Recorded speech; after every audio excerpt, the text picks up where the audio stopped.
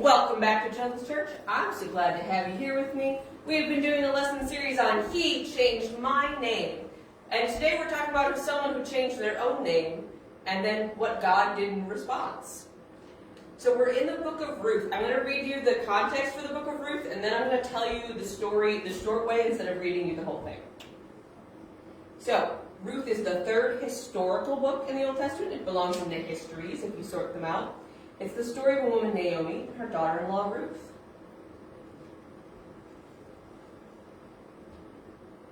I'm just going to read this to you. A terrible famine has caused Naomi and her husband to move to Moab in search of food.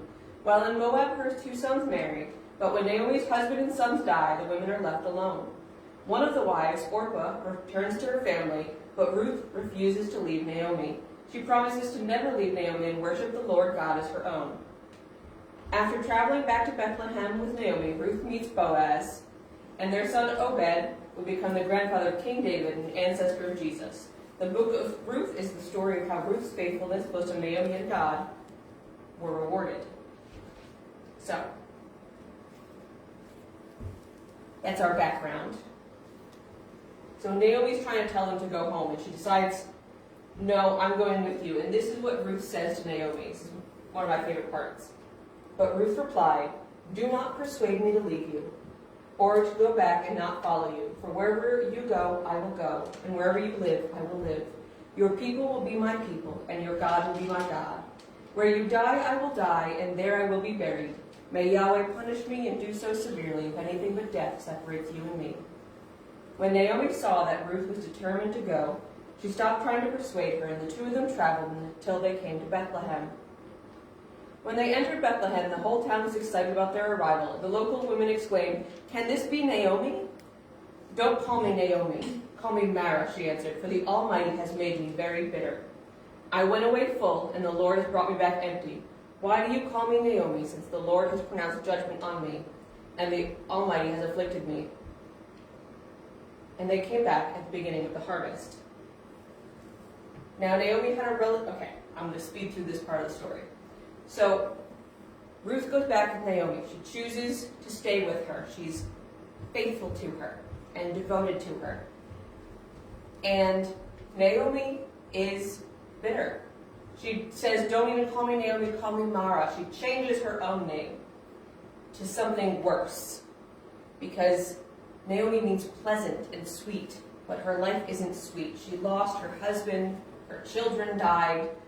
Like, she has reasons to feel bitter. Now, Ruth goes and she gleans in a field. That means she picks up wheat after the harvesters. This is something that was left by Jewish law so that people who didn't have money or relations could eat. And she's noticed by the man who owns the field, and he's a relative of Naomi's. Now, relatives usually stepped in and married so that they could have an heir. But Naomi's relative didn't do that when he was supposed to. So Boaz steps in and does that.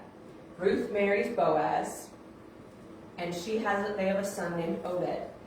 And Naomi is so overjoyed that she has life in her life again. She has a grandson, and she says, call me Naomi, for my life is pleasant again.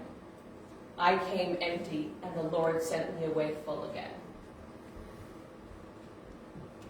And I wanted to include her in this story, not just because I love the story of Ruth.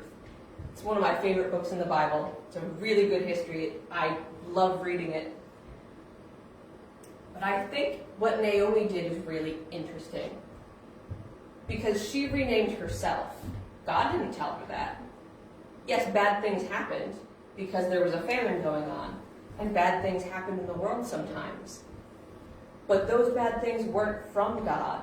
Her name change wasn't from God. She decided everything was bad and bitter, so she changed what she was called. She was the one who decided everything was bitter. And it was God's faithfulness that brought her back to fullness, to sweetness, to Naomi. It wasn't God's decision for her to have bitterness, but it was her and Ruth's faithfulness to God that let her bitterness go. and go back to being sweet, go back to being Naomi, to experience the fullness of God's faithfulness in return. That's what I wanted to talk about this week. We'll still be doing more of these. He changed my name for the next few weeks, and I can't wait to see you then. Bye.